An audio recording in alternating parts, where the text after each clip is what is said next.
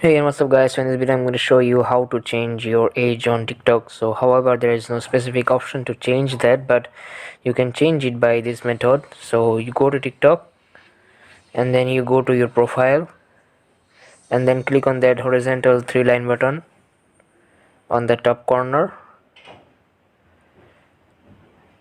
and then you can access the settings and privacy things. Now go scroll down and click on logout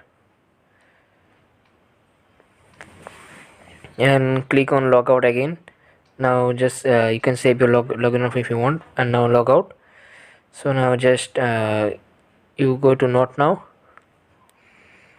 and then open TikTok again and then go to your profile and now click on sign up and now click on the sign up button.